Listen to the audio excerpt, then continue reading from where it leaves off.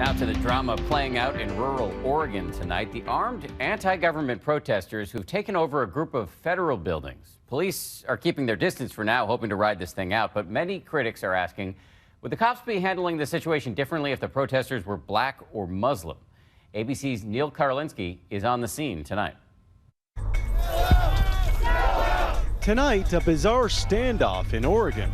I am 100% willing to lay my life down to fight against tyranny in this country.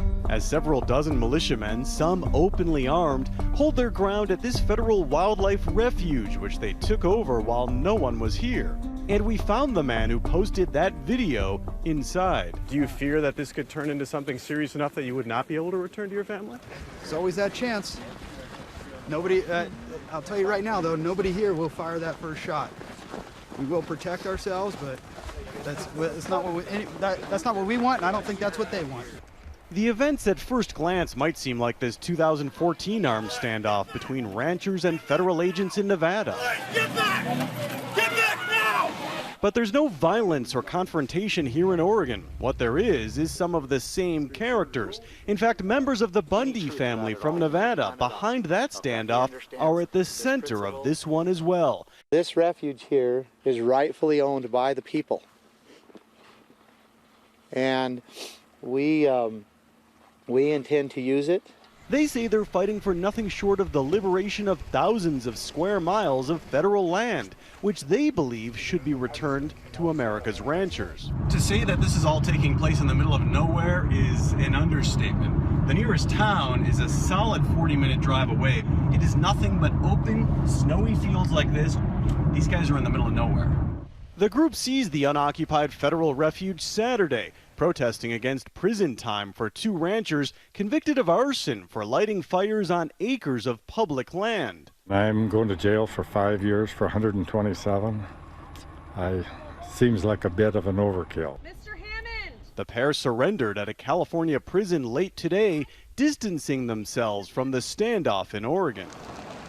In the small town of Burns, the nearest populated area, schools are closed all week, residents growing weary. Police have turned the high school into a makeshift command center. It's totally disrupted our community. Our kids can't go to school. All of our federal and county and city our businesses are all closed down. It's been a real hardship for a lot of us. The way they're handling this is not the right way. They've threatened people in this community. They've stalked people in this community. They would deny it to your face, but that's a blatant lie. Tonight, public support wavering as the militia is skewered online. The hashtags Y'all-Qaeda and Vanilla ISIS picking up steam throughout the day. Some complaining that the lack of law enforcement presence is a sign of a double standard. Look, the FBI, they know what's going on. They know that you have these largely white militias, and they're carrying heavy artillery. You cannot convince me that federal law enforcement would react the exact same way if you were dealing with some folks who are Black Lives Matter activists. But the militiamen say their fight goes across color lines. God intended that his children be free, regardless of race, color, or creed. And I will stand with any man who will stand with freedom. The FBI saying only that they are investigating the actions of the militia. Tonight, the sheriff going a step further and urging them to go home. It's time for you to leave our community, go home to your families, and end this peacefully. Authorities say the few dozen holed up here mainly come from out of state and now have a name: Citizens for Constitutional Freedom. This is the sanctuary they've taken over. You can see their guard tower in the distance over there. And here you really don't see a lot of presence at all. And they have gasoline, actually, fuel pumps for their vehicles.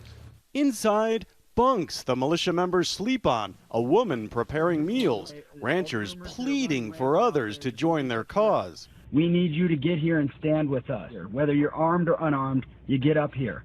One of the leaders is Lavoy Finicum, who traveled here from Arizona. He also says that he's willing to do what it takes to get the federal government to ease laws that he feels are too restrictive on ranchers. You love your wife, you love your kids, you give them a hug, and if I see them on the flip side, I see them on the flip side.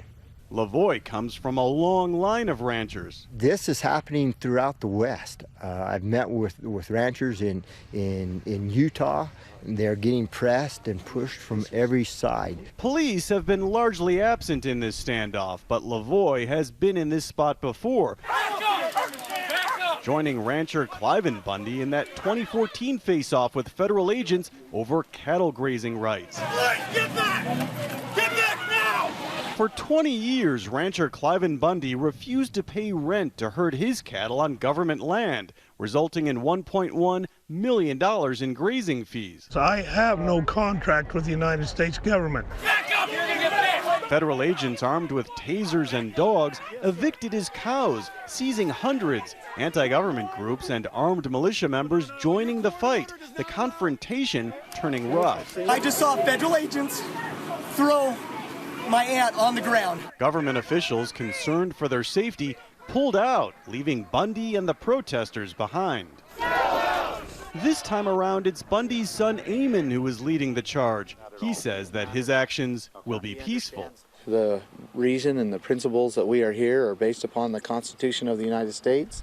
For Nightline, I'm Neil Karlinski in Burns, Oregon.